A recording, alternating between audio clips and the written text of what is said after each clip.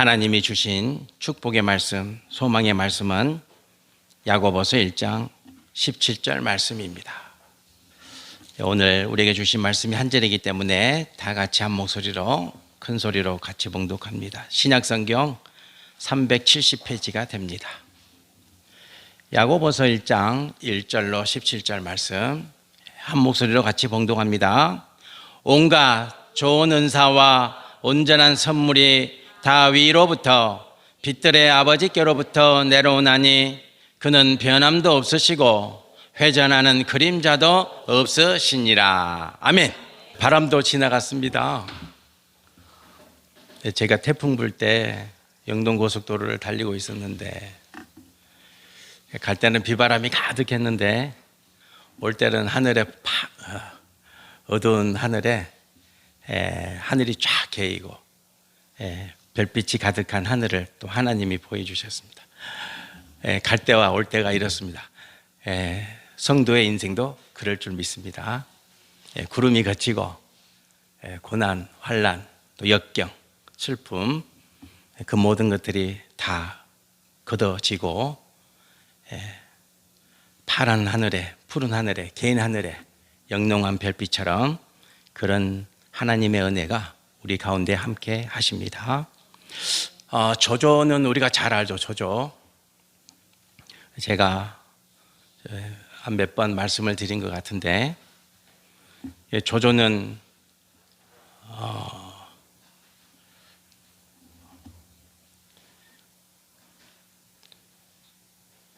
중국을 통일하고자 무척 애를 썼던 사람입니다. 그러나 이제 그 꿈을 이루지를 못하죠. 조조가 왕으로 있었던 나라가 어느 왕입니까? 어느 나라입니까? 위나라죠. 위나라. 이 조조에게는 두 아들이 있었습니다. 두 아들이 조비하고 조식. 조비와 조식. 그래서 아버지는 위나라를 둘째 아들에게 물려주고 싶었어요.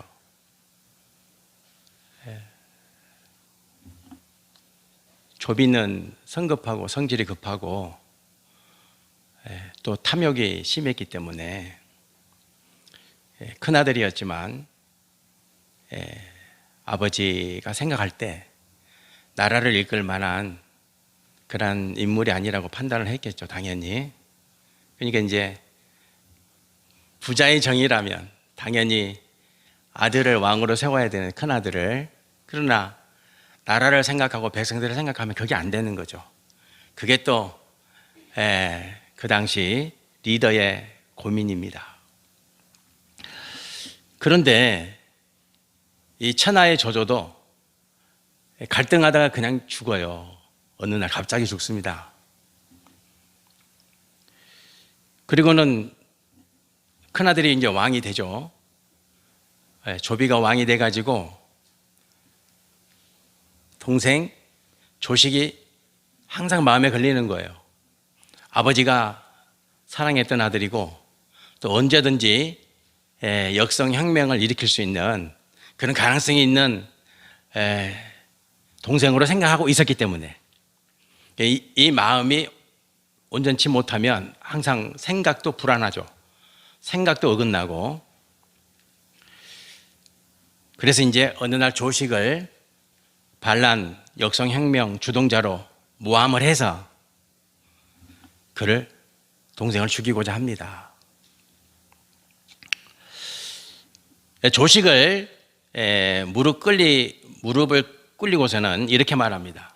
내가 지금 7걸음을 걸을 테니까 7걸음을 걸을 테니까 그 사이에 시를 하나 지어라. 그 시가 내 마음에 들면 네 목숨을 살려주겠다. 그리고는 동생 조식에게 시를 짓게 하죠. 그 시가 칠보시입니다. 이제 나올 텐데 나옵니까? 칠보시요. 저게 칠보요. 칠보라는 게 7걸음. 형이 7걸음 걸을 때 동생 조식이 시를 지어야 돼요. 그러니까 얼마나 촉박합니까? 그래서 저 시를 지었어요. 제가 자두지작갱 그러면 성도님들은 뜻을 읽는 겁니다. 아셨죠? 한번 읽어봅시다. 칠보시 시조인데 괜찮습니까? 그래 한번 해봅시다. 자, 자두지작갱 녹시 위이즙 기제부하연 두제부중읍 본자동근생 상전하태급 그런 내용이에요. 자기가 이제 소단에 들어있는 콩이야. 형은 뭡니까? 불쏘시개, 콩대. 형이 막 불을 떼서 소단에 콩을 삶는 거예요, 지금. 자기가 지금 콩이야, 콩. 형, 나 지금 콩처럼 삶아 죽게 생겼어. 살려줘. 이런 의미가 되죠. 이런 의미가 됩니다. 형이 이 시를 탁 듣고서는 뉘우칩니다. 아, 내가 참 어리석은 자였다. 그리고는 동생을 죽이지 않고 귀양을 보내죠. 귀양까지 안 보냈으면 좋았을 텐데. 성도 여러분, 형이 동생을 죽이고자 합니다. 그리고 오늘 이 시대에도 변함이 없습니다.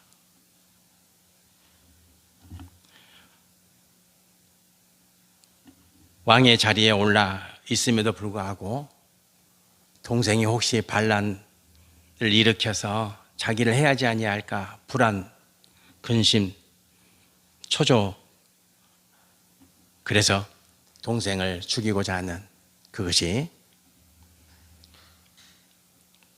다만 조조의 큰아들 조비의 마음 뿐이겠습니까? 인간의 마음이 원래 그렇습니다. 인간의 마음이.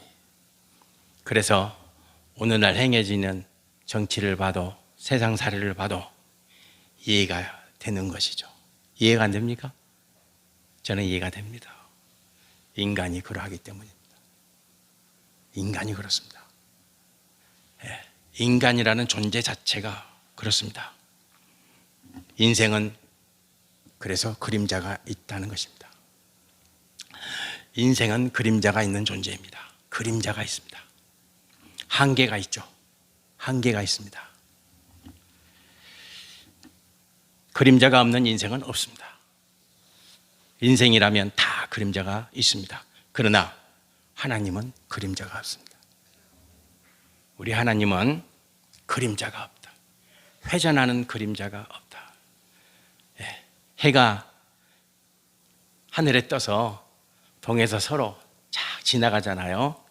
우리는 지구과학을 배워서 동에서 서가 아니라 지구가 서쪽에서 동쪽으로 도는 거지 이렇게 알고 있지만 편하게 뭐 동에서 서로 돌든 서에서 동으로 돌든 해는 뜨고 지니까 해가 동쪽에서 뜨고 해가 서쪽에서 서쪽으로 지니까 그러면 인생은 그림자가 회전합니다. 그죠? 그림자가 돌잖아요. 그게 인생이에요. 그냥 하나님은 회전하는 그림자가 없으시다. 하나님은. 자, 그러면 회전하는 그림자가 없다는 말씀의 구체적인 의미가 뭘까? 오늘 그 하나님 되심을 우리가 말씀을 통해서 알고자 합니다. 첫째는 하나님은 한 마음입니다. 성도 여러분들 기억하시기 바랍니다. 야고보서 1장 8절 말씀입니다. 같이 봉독해 보겠습니다. 두 마음을 품어 모든 일에 정함이 없는 자로다. 아멘. 이 인생입니다. 인생. 인생은 항상 두 마음입니다. 인생은 두 마음입니다. 세상을 향한 마음이 있고 예수님을 향한 마음이 있습니다.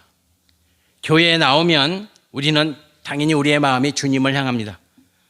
교회를 벗어나면 우리 마음은 나도 모르게 세상과 하나가 됩니다.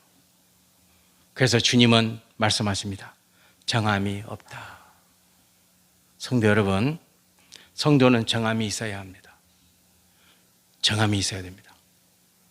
성도는 하나님처럼 한 마음이어야 합니다.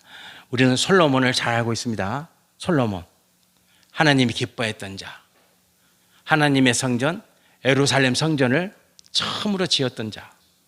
아버지 다윗이 그렇게 짓고 싶었는데 하나님 허락하지 않았어요. 아버지 다윗이 그토록 성전을 짓고 싶어 했는데 너는 안 돼. 네 아들이 지을 거야. 그리고는 성전을 지었던 인물이 솔로몬인데 솔로몬이 어떻게 되냐? 열왕기상 11장 9절 같이 봉독해 봅니다. 솔로몬이 마음을 돌려 이스라엘의 하나님 여호와를 떠남으로 여호와께서 그에게 진노하시니라. 여호와께서 일찍이 2번이나 그에게 나타나시고. 아멘.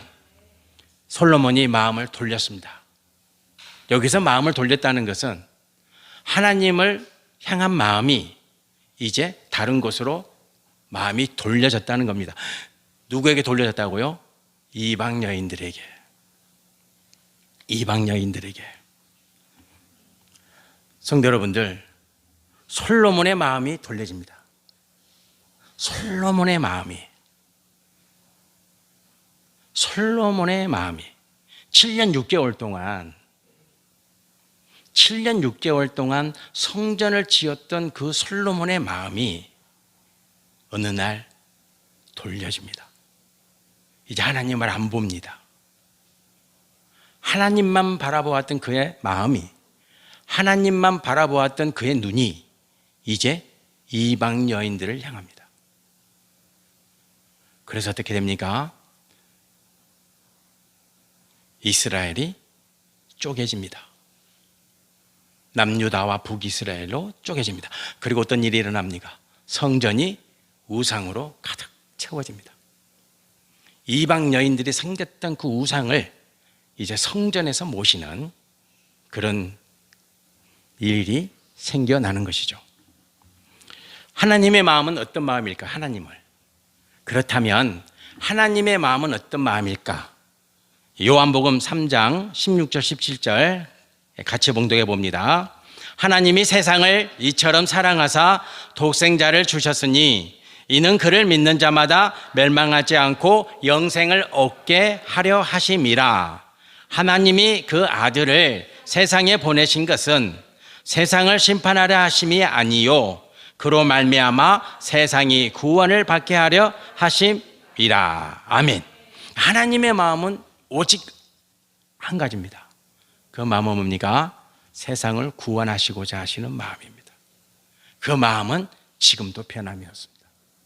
하나님의 마음은 오직 한 가지, 구원입니다. 구원. 그래서 성도 여러분과 제가 구원을 받은 것입니다. 하나님의 마음이 있어서, 정함이 있는 마음이 계셔서 그 마음 때문에 성도 여러분과 제가 하나님의 자녀가 된 거예요. 하나님의 마음이, 정함이 있어서 말입니다. 그러므로 성도는 늘 마음을 살펴야 됩니다. 내 마음은 정함이 있는가? 성도 여러분, 내 마음을 살피는 것을 요즘에 메타인지 들어보셨습니까? 메타인지입니다. 메타인지는 타인을 살피는 게 아니고 상황을 살피는 게 아니고 환경을 살피는 게 아니고 자기 자신을 살피는 겁니다. 자신을 바라보는 겁니다. 자신을 내 마음이 어떠한가? 그러니까 성도는 당연히 내 마음을 살펴야죠. 그래서 내 마음이 오직 예수님을 향하여 있는가? 내 마음이 주님만 바라보고 있는가? 내 마음이 오직 십자가를 향해 있는가? 살펴야 됩니다. 그것이 메타인지입니다. 그거 어렵습니다. 메타인지가 탁월한 아이들이 공부를 잘합니다. 자기를 보니까 늘 자기를 봐서 내가 무엇을 하고 있나? 내가 무엇에 열심을 내고 있나? 내가 무슨 생각을 하고 있나? 자기를 보는 거예요. 자기를 보는 겁니다. 성도는 자기를 바라봐야 됩니다. 그래서 오직 주님만 바라보는 성도가 되어야 합니다. 성도 여러분들, 내 마음이 어떠한가를 살피십시오.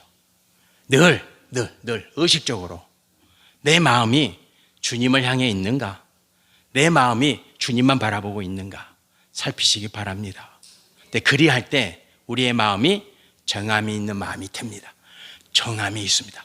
두 마음이 아니고 하나님 아버지처럼 예수님처럼 한 마음이 되는 것이죠. 두 번째는 하나님은 어떤 하나님이냐? 소망의 하나님이십니다. 우리가 소망의 기도를 예배 중에도 드리잖아요. 세상은 늘 불평합니다. 그렇죠? 성도 여러분들, 일어나셔서 TV를 켜시든지 유튜브를 보시든지 모든 것들을 한번 보세요. 시작이 뭡니까? 불평입니다. 시작이 불평입니다. 시작이 불만입니다. 그리고 시작이 남을 탓합니다. 그렇지 않습니까? 자, 그러면 성도 여러분과 제가 한번 생각해 봅시다. 나는 어제 어떻게 살았나? 나는 어제 감사하며 살았나? 나는 어제 격려하며 살았나? 나는 어제 기대하며 살았나? 나는 어제 감격해하며 살았나? 한번 생각해 보시기 바랍니다. 왜 세상은 늘 불평, 불만, 남 탓입니까? 왜 그런 줄 아십니까? 욕망 때문입니다. 욕망 때문입니다. 세상은 끊임없이 욕망합니다. 욕망합니다. 끊임없이 욕망합니다. 욕망이 뭡니까? 오직 나밖에 없는 겁니다. 욕망과 소망은 달라요. 착각하시면 안 돼요. 욕망 안에는 오직 나밖에 없습니다. 욕망 안에는 오직 우리 식구밖에 없습니다. 욕망 안에는 오직 우리 가족밖에 없습니다. 욕망 안에는 오직 우리 교회밖에 없습니다. 다 욕망입니다. 여러분의 마음에 우리 교회만 있으면 욕망입니다. 그것은 욕망입니다. 욕망 안에는 이웃이 없습니다. 옆에 있는 교회가 없습니다. 저쪽에서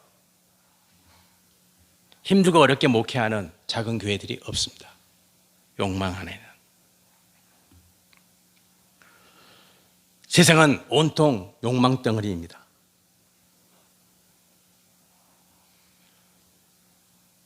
우리 권사님 기도하셨지만 하와이가 불타고 있습니다. 하와이 아마 100명 이상 죽었을걸요? 불에 타서. 하와이가 거의 다 탔습니다. 지금도 불타고 있습니다.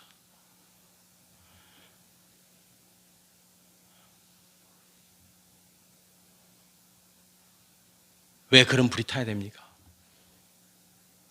뭐 때문에 그렇습니까? 욕망입니다. 욕망입니다. 무엇이 기후재앙을 몰고 오고 있습니까? 욕망입니다. 욕망입니다. 하나님은 욕망의 하나님이 아니십니다. 하나님은 소망의 하나님이십니다. 성도는 욕망하는 존재가 아니라 소망하는 존재입니다. 하나님의 소망은 이것입니다. 하나님의 소망은, 자, 로마서 8장 24절 같이 봉독해 보겠습니다. 우리가 소망으로 구원을 얻었음에 보이는 소망이 아니니 보는 것을 누가 바라리요. 아멘. 아멘. 그렇습니다. 눈에 보이는 건 소망이 아니에요. 구원이 눈에 보입니까? 아닙니다. 하나님의 소망은 오직 한 가지입니다. 그것은 구원입니다. 그래서 여러분과 제가 구원을 받았습니다. 예, 소리 없이, 흔적 없이, 눈에 보이지 않게 여러분과 저는 구원받은 존재가 된 것입니다. 하나님의 소망 안에서. 하나님의 소망 안에서. 어떻게 이루어지셨습니까? 어떻게? 여러분과 저의 구원이 어떻게 이루어졌습니까? 자, 요한일서 4장 9절 같이 봉독합니다. 하나님의 사람이 우리에게 이렇게 나타난 바 되었으니 하나님이 자기의 독생자를 세상에 보내심은 그로 말미암아 우리를 살리려 하심이라. 아멘. 하나님의 소망은 십자가를 통해서 이루어졌습니다. 십자가는 뭡니까? 희생입니다. 예수님을 번제로 드린 겁니다. 십자가는 희생입니다. 예수님을 번제로 드린 사건이죠. 욕망은 희생이 없습니다. 욕망의 자리에 희생이 있습니까? 없습니다. 소망의 자리에는 희생이 있습니다. 그래서 소망하는 자와 욕망하는 자는 어디에서 구별됩니까? 희생이 있느냐 없느냐입니다. 소망하는 자는 반드시 희생합니다. 희생의 자리가 있어야 됩니다. 희생의 자리가. 하나님은 희생하셨습니다. 독생자 예수 그리스도, 하나님의 아들 예수 그리스도를 십자가에서 희생하셨습니다. 하나님의 소망 때문에. 그런데 그 소망이 성도 여러분과 저의 구원입니다.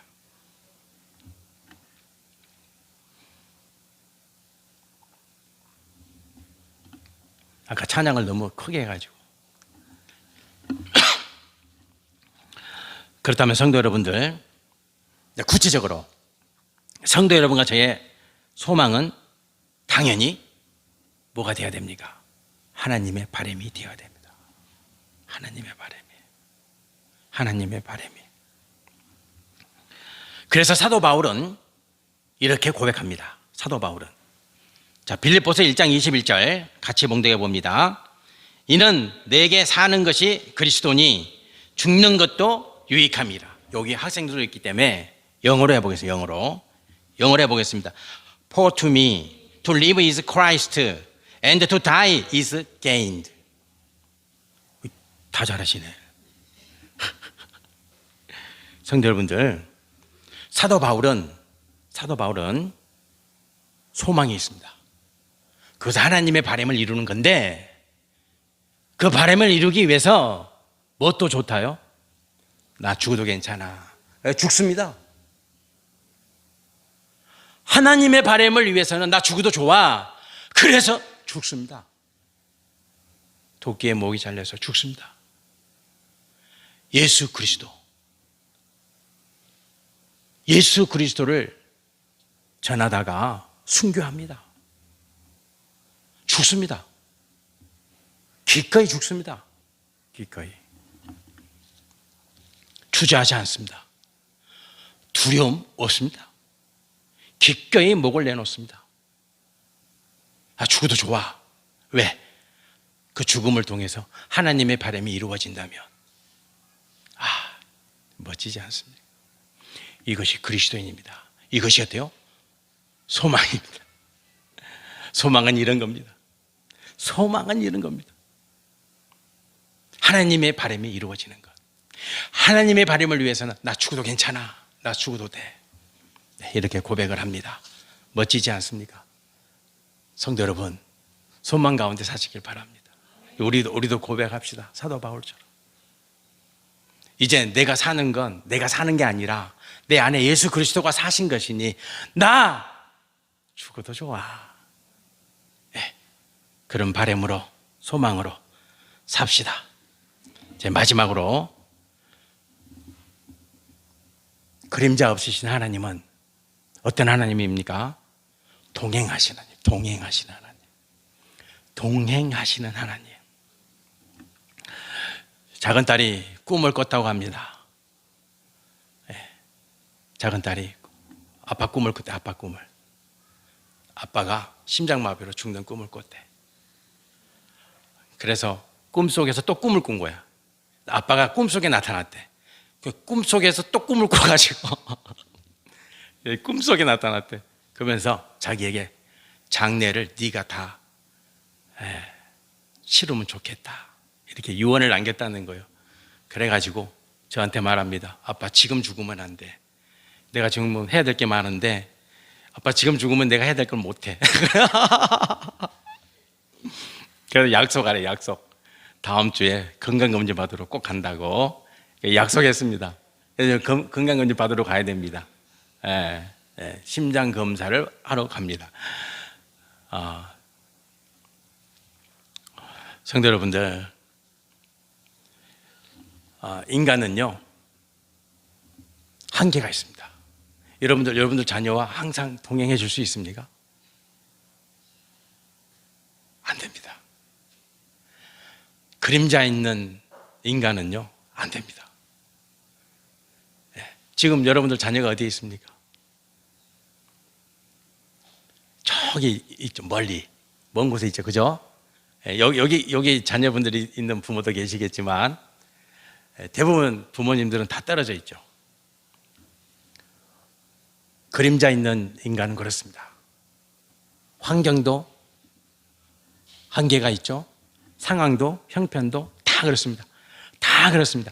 그림자 있는 인생은 다 한계입니다. 한계입니다. 한계. 그래서 그 한계 때문에 때로는 속이 상하고 때로는 눈물도 납니다마는, 그러나 그럴 필요 없습니다. 하나님은, 그림자 없으신 하나님은 지금 여러분들이 함께하지 못한 자녀들과 함께 하십니다. 여러분이 육체적 한계 때문에 또 여러 가지 환경과 여건의 한계 때문에 해주지 못하는 것들 있죠. 저도 많습니다. 저도 많은데 걱정 없습니다. 누가 동행하고 계십니까? 주님이. 그림자 없으신 그 하나님은 여러분과 저가 어쩔 수 없이 맞이할 수밖에 없는 그 한계적 상황에도 불구하고 하나님은 한계가 없으십니다. 하나님은 한계가 없으십니다. 저 이미지, 저 선수가 마라톤 선수가 나오는데 이름이 혹시 아십니까? 저 선수? 남자 마라톤 세계 신기록을 세운 케냐 출신의 킵초게입니다. 킵초게. 이름도 어렵네. 킵초게. 나이가 40살입니다. 한국 나이로 38살. 한국 나이로 40살. 2022년에 세계 기록을 세웠습니다. 세계 기록이요, 놀라지 마세요. 2시간 1분 9초입니다. 한국 기록하고 10분 이상 차이가 납니다. 그런데 더 놀라운 것은 4년 전에 저 친구가 세계 신기록을 세웠어요. 4년 전에 똑같은 대회에서, 독일 베를린 마라톤 대회에서 4년 전에 세계 신기록을 세웠어요. 근데 4년 후에 또 세계 신기록을 세웠어. 몇 초를 앞당겼냐? 30초를 앞당겼어요. 10초도 아니고 30초나 앞당겼어요. 40살짜리. 40살. 그러면서 저 친구가 이런 말 했습니다. 이런 말. 내 다리와 몸은 아직 젊다. 나는 2시간 벽을 반드시 깨트리겠다.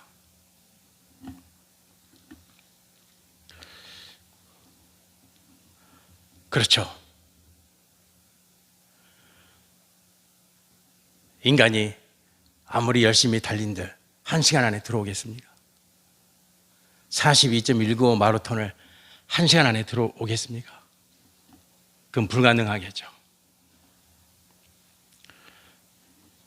하나님은 초월하십니다. 초월자가 되십니다. 하나님은 초월자십니다. 성도 여러분과 저의 능력을 초월하십니다. 시간을 초월하십니다. 환경을 초월하십니다. 하나님은 초월하십니다. 초월. 여러분이 넘어가지 못하는 것 넘어가십니다. 여러분이 감당하지 못하는 것 하나님이 감당하십니다. 하나님은 그런 분이십니다. 창세기 39장 1절로 3절 같이 봉독하겠습니다.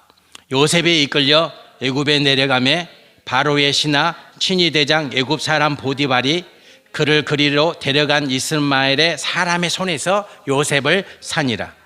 여호와께서 요셉과 함께 하심으로 그가 형통한 자가 되어 그의 주인 애굽 사람의 집에 있으니 그의 주인이 여호와께서 그와 함께 하심을 보며 또 여호와께서 그의 범사에 형통하게 하심을 보았더라. 아멘. 아멘. 성도 여러분들, 2절 말씀에 여호와께서 요셉과 함께 하셨습니다. 형들이 동생 요셉을 애굽의 노예로 돈을 받고 팔았지만 하나님은 그 요셉과 함께 하셨습니다. 요셉과 함께 하셨습니다. 아버지 야곱이 함께 못합니다.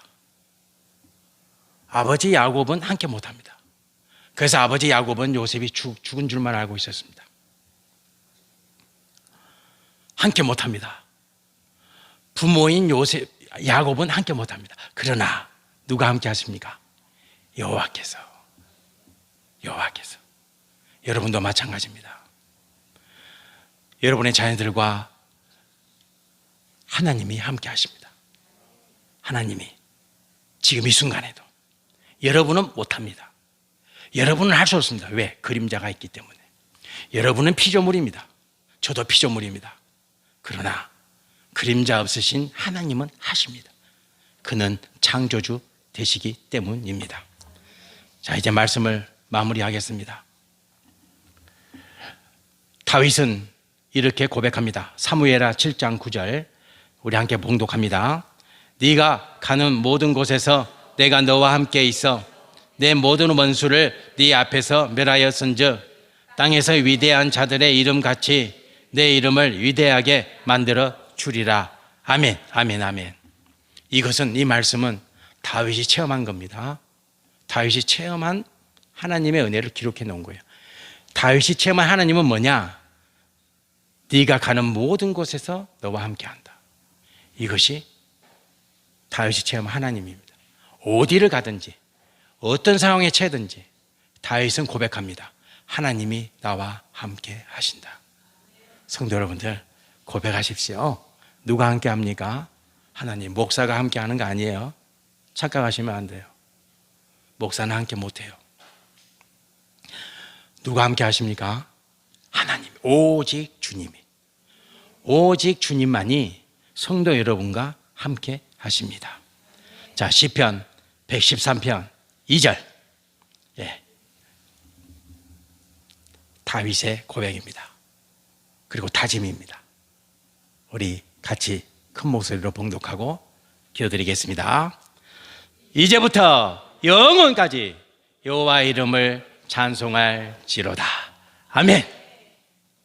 여호와 이름만 찬양하십시오. 왜요? 영원까지 동행하여 주실 분은 오직 여호와 한 분뿐이십니다. 기도드리겠습니다. 할렐루야. 하나님 아버지, 그림자 없으신 하나님, 그래서 그 하나님은 오늘 예배드리는 모든 성도와 동행하여 주십니다. 그래서 그 하나님은 두 마음이 아니라 오직 한 마음, 성도를 향한 마음뿐입니다. 그래서 그림자 없으신 그 하나님은 오직 한 가지 소망, 구원이십니다. 이제 하나님, 우리가 하나님의 그 은혜 가운데 살고 있음을 고백하게 하시고, 나는 어떠한가? 나는 하나님과 동행하고 있는가? 나는 오직 십자가만 소망하고 있는가? 내 마음은 정함이 있는가? 늘 묵상하고 살펴서 하나님의 귀한 백성, 영원토록 여호와를 찬양하는 백성 되게 하옵소서. 예수님 이름으로 기도드립니다. 아멘.